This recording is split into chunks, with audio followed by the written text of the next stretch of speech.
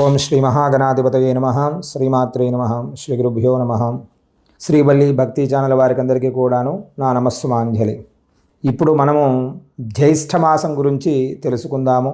జ్యేష్ఠమాసంలో అందరూ అంటారు, జ్యేష్ఠమాసంలో మీరు ఏది దానం చేస్తే అది కోటి రెట్లుగా ఫలితం ఇస్తుంది. జ్యేష్ఠమాసంలో బ్రహ్మదేవుడి ఆరాధన చేస్తే చాలు సకల ఐశ్వర్యాలు కలుగుతాయి.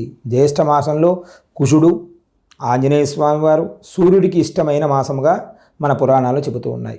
కాబట్టి ఈ జ్యేష్ఠమాసంలో మనం ఏమి చేయాలి, ఈ జ్యేష్ఠమాసంలో ఏమి చేస్తే మనకు మంచిది, మనకి అంటే ఇప్పుడు భూమి మీద ఉన్న మనకు మాత్రమేనా అంటే కాదు, మన పితృదేవతలకు కూడా ఈ జ్యేష్ఠమాసం చాలా విశేషమైనది. కాబట్టి ఈ జ్యేష్ఠమాసం ఏమిటి, ఈ విశేషమైన జ్యేష్ఠమాసం గురించి తెలుసుకుందాము. ఇప్పుడు జ్యేష్ఠమాసం బ్రహ్మదేవుడికి ఎంతో ఇష్టమైనదిగా పురాణాలు చెబుతూ ఉన్నాయి.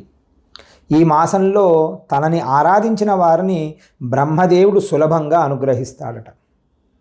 బ్రహ్మదేవుడి ప్రతిమను గోధుమ పిండితో తయారు చేసి ఈ నెల రోజుల పాటు జ్యేష్ఠమాసం అంతా కూడాను పూజించడం వలన విశేషమైన ఫలితాలు పొందుతాయని ఆధ్యాత్మిక గ్రంథాలు చెబుతూ ఉన్నాయి. జ్యేష్ఠమాసంలో చేసే విష్ణు సహస్రనామ పారాయణ అనంతమైన ఫలితాన్ని ఇస్తుంది. అలాగే నీళ్లను దానం చేయడం వలన కూడా ఉత్తమమైన ఫలితాలు వస్తాయి. జ్యేష్ఠ శుద్ధ తదియ నాడు రంభా తృతీయగా జరుపుకుంటారు. ఈ రోజున ప్రత్యేకంగా పార్వతీదేవిని పూజించడం, దానాలు చేయడం శుభాలకు అతీతం. శుభాలు రావాలి, నా ఇంటిలో శుభము జరగాలి అంటే ఈరోజు కనుక దానాలు చేస్తే వాడి ఇంటిలో ఖచ్చితంగా శుభకార్యాలు చేసుకుంటారని పురాణాలు చెబుతూ ఉన్నాయి. జ్యేష్ఠ శుద్ధ ద్వాదశి నాడు దశాపహరం అంటారు. ఇది దుర్దశలను పోగొట్టగలిగే శక్తి కలిగిన తిథి. ఈరోజు నదీ స్నానం చేయాలి. అలా అవకాశం లేనప్పుడు గంగాదేవిని స్మరణ చేసి, అమ్మా నీ దగ్గర స్నానం చేస్తున్నాను అన్న భావన ప్రకారంగా స్నానమును ఆచరించాలి. జ్యేష్ఠ పౌర్ణమిన మహాజ్యేష్ఠి అంటారు. ఈ రోజున తిలలు దానం చేస్తే చాలా మంచిది. తిలలు అంటే నువ్వులు దానం చేసిన వారికి అశ్వమేధ యాగం చేసిన ఫలితం ఇస్తారట.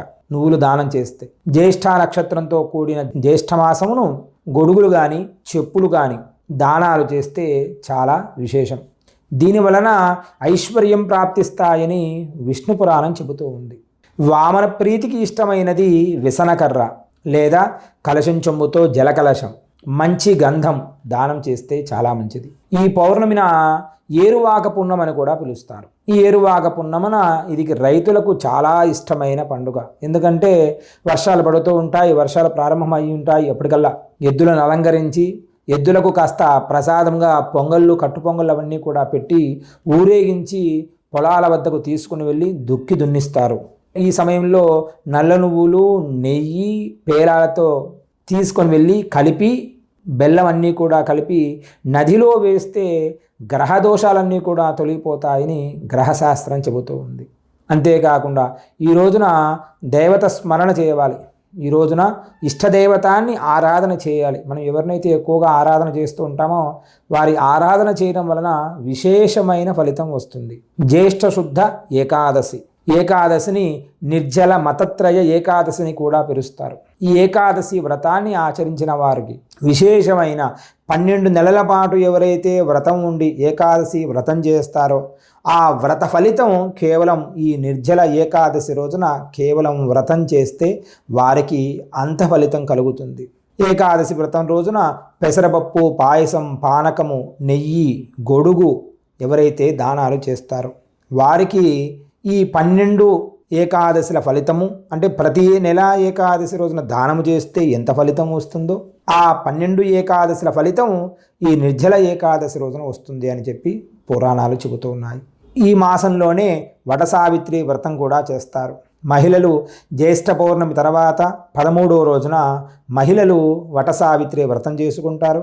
భర్తలు 10 కాలాల పాటు సంపూర్ణ ఆరోగ్యవంతులుగా ఉండాలి, దీర్ఘాయుష్మంతంతో కావాలి అని చెప్పి మనసారా కోరుకుంటూ ఈ పూజను చేస్తారు ఆడవారు.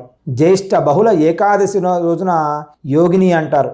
యోగిని, వైష్ణవ, మాధ్వ ఏకాదశి, సిద్ధ ఏకాదశి అని కూడా అంటారు కొందరు. ఈ రోజున ఏకాదశి వ్రతం ఆచరించడం వల్ల అనుకున్న పనులన్నీ కూడా నెరవేరుతాయి. అంతేకాకుండా జ్యేష్ఠ బహుళ చతుర్దశి అనగా మాస శివరాత్రి, ప్రదోష కాలంలో శివునికి అభిషేకం చేసిన లేదా బిల్వదళాలతో పూజించిన వారికి అకాల మృత్యుహరణం అంటాం కదా, అంటే అకాలంలో వచ్చే మృత్యువులన్నీ కూడా తొలగిపోతాయి. యశస్సు, డబ్బు సమకూరుతుంది, ధనం ఉంటుంది, ఆరోగ్యం లభిస్తుంది. ఇవన్నీ కూడా జ్యేష్ఠ బహుళ చతుర్దశి అనగా మాస శివరాత్రి రోజున. ఈ మాసమంతా కూడాను సూర్యుడిని ఆరాధిస్తే మిథున సంక్రమణం వలన మనకు సూర్యుడు ద్వారా కానీ లేదా కుజుడు మంగళకుడు అన్న ద్వారా కానీ ఏదైనా ఇబ్బందులు ఉంటే ఆ ఇబ్బందులన్నీ కూడా తొలగిపోతాయని జ్యోతిష శాస్త్రం చెబుతూ ఉంది. అంతేకాకుండా కుజుడికి ఇష్టమైన మాసం ఏదైనా ఉన్నదయ్యా అంటే అది కేవలం జ్యేష్ఠ మాసం. అయ్యా నాకు కుజదోషం ఉందండి, చాలా ఇబ్బంది పడుతున్నా అంటారు కదా. ఈ జ్యేష్ఠ మాసంలో ప్రతి మంగళవారం స్వామి దగ్గరికి వెళ్ళండి. స్వామి దగ్గరికి వెళ్ళి కుజుడికి పూజ చేయించుకోండి. కుజుడికి జపము కానీ, తర్పణము కానీ, హోమము కానీ, దానము కానీ ఏది చేసినా కానీ ఆయన ఆనందముగా పుచ్చుకునే సమయం ఏదైనా ఉంది అంటే అది జ్యేష్ఠ మాసం. కాబట్టి గుర్తుపెట్టుకోవాలి ప్రతివారు కూడాను. ఇలాంటి సమయం ఎప్పుడైనా వస్తుందయ్యా అంటే రాదు. ఎందుకంటే గ్రహాలకు ఇష్టమైన మాసం ఉంటుందా అంటే ఎక్కడా ఉండదు. కానీ ఈ మాసం అంతా, జ్యేష్ఠ మాసం అంతా కూడాను సూర్యుడికి కుజుడికి ఇద్దరికి ఇష్టమైన మాసం. కాబట్టి సూర్యుడికి సంబంధించిన దోషాలు ఏదైనా ఉంటే లేదా కుజుడికి సంబంధించిన దోషాలు ఏదైనా ఉంటే, కుజదోషం కానీ సర్పదోషం కానీ ఇలాంటివి ఏమైనా ఉంటే ఇలాంటి సమయాలలో హోమాలు కానీ జపాలు కానీ చేయించండి. తద్వారా విశేషమైన ఫలితం వస్తుంది. దాన ధర్మాలు చేసి మంగళవారం రోజున ఉపవాసం కూడా ఉండాలి. నేను చేస్తే సరిపోతుందంటే ఉపవాసం ఉండడం వలన కుజుడు ఆనందంగా ఉంటాడట. అంతేకాకుండా సూర్యుడికి, హనుమంతుల స్వామి వారికి, మంగళుడు, కుజుడికి ఈ నెలంతా కూడాను విశేషమైన మాసం. ఈ కాలంలో వరుణుడు సూర్యభగవానుడికి పూజించడం వల్ల విశేషమైన ఫలితాలు వస్తాయని పండితులు చెబుతూ ఉన్నారు. జ్యేష్ఠ మాసంలో సూర్యదేవుడి ఆరాధన, ఆంజనేయుడి ఆరాధన, మంగళుడు అంటే కుజుడికి పూజ ఎంత ప్రాధాన్యత ఉంది అని అంటే ఈ మాసాన్ని చూపిస్తారు. ఈ మాసం ఒక్కటి చాలు, ఇంకా మిగతా మాసాలు అవసరం లేదయ్యా. జ్యేష్ఠ మాసంలో చేసే ఆరాధన, గ్రహాలకు చేసే ఆరాధన వాడికి కోటి రెట్లుగా ఇస్తామని చెప్పి పురాణాలు చెబుతున్నాయి. కాకపోతే తెల్లవారుజామున నిద్రలేచి తలస్నానం చేసి సూర్య భగవానుడికి అర్ఘ్యాన్ని సమర్పించాలి. ప్రాతకాలం లేవాలి. ఎందుకంటే మన జాతకంలో గ్రహదోషాలు తొలగిపోతాయంటే మనమే లేవాలి. మనం లేకుండా అందరూ లేస్తామా అండి? లేం కదా. ఎవరికైతే గ్రహజాతకంలో ఇబ్బందులు పడుతున్నామో వాడు లేచి చేస్తే, ఎందుకంటే నేను ఆనందంగా ఉండాలనే కదా చేసుకుంటున్నది. కాబట్టి ఎవరైతే ఇలా చేస్తారో వాడికి జాతకంలో సకల దోషాలు తొలగిపోతాయని చెప్పి జ్యేష్ఠ మాసం మనకు చెబుతూ ఉంది. అంతేకాకుండా ఈ మాసంలో వెంకటేశ్వర స్వామి వారికి జ్యేష్ఠాభిషేకాలు కూడా చేస్తారు. జగమంతా కూడాను ఆనందంగా ఉండడానికి ఈ సంవత్సరం అంతా కూడా మనం ఏదైనా పాపాలు చేస్తాం కదా, ఆ పాపకర్మలన్నీ కూడా తొలగిపోవడానికి ఈ మాసమంతా కూడాను జ్యేష్ఠ మాసంలో నువ్వు చేసే పుణ్యం వలన ఆ పాపాలన్నీ తొలగిపోతాయని పురాణయుక్తి. అంతేకాకుండా పురుషోత్తముని క్షేత్రమైన పూరిలో కూడా సుభద్ర సహిత జగన్నాథ జలభద్రుడు మూల విరాట్టుకు అభిషేకం కూడా చేస్తారు ఈ మాసం. జ్యేష్ఠ అమావాస్య నాడు పవిత్ర జలాలతో ఎవరైతే స్నానం ఆచరిస్తారో వారికి పాపాలన్నీ కూడా తొలగిపోతాయని పురాణాలు చెబుతూ ఉన్నాయి. కాబట్టి ఈ జ్యేష్ఠ మాసాన్ని సద్వినియోగం చేసుకోండి ప్రతి ఒక్కరు కూడాను. ఆ జ్యేష్ఠ మాసం ఏముందండి, త్వరగా వచ్చి అన్ని మాసాల వల్ల ఈ మాసం కూడా అలా కాదు. జ్యేష్ఠ మాసంలో మీరు ఏదైతే చేస్తారో ఇందాక చెప్పిన విధముగా ఆ ఫలితం కోటి రెట్లుగా వస్తుంది. కాబట్టి ప్రతి ఒక్కరూ కూడాను జ్యేష్ఠ మాసంలో ప్రాతకాలం లేచి సూర్యుడికి, మంగళుడు, కుజుడికి, ఆంజనేయ స్వామి వారికి ఆరాధన చేయించండి. తద్వారా వారు ఇచ్చే అనుగ్రహాన్ని సంపూర్ణంగా మీరు స్వీకరించండి. మీరందరూ కూడా ఈ జ్యేష్ఠ మాసంలో ఉపవాస దీక్షలు కూడా ఉంటూ మంగళవారం రోజున ఆ సాక్షాత్తు ఆంజనేయ స్వామి వారు, సూర్యనారాయణుడు, మంగళుడు, కుజుడు వీరందరి అనుగ్రహం సంపూర్ణంగా మీరందరూ కూడా ఉండి జ్యేష్ఠ మాసంలో మీరు ఏదైతే చేస్తారో అవి ప్రతికూలత కూడా తొలగిపోతాయి. మానసిక దృఢత్వం కూడా పెరుగుతుంది. ఆలోచనలో స్వచ్ఛత ఉంటుంది. శరీరంలో ఆరోగ్యంగా మారుతుంది. మరియు దుష్టశక్తులకు కూడా దూరంగా ఉంటాయి మిమ్మల్ని రాకుండా. జ్యేష్ఠ అమావాస్య రోజున బ్రాహ్మణులకు ఎవరైతే స్వయం పాకాలు దానాలు చేస్తారో వారికి సహస్ర గోదానము చేసినంత ఫలితం కూడా వస్తుంది. అమావాస్య రోజున పాలతో చేసిన ప్రసాదం లేదా ఇతడి తెల్లటి వస్తువులతో దానం చేయడం వల్ల చంద్రుడి అనుగ్రహం కూడా పొందవచ్చును.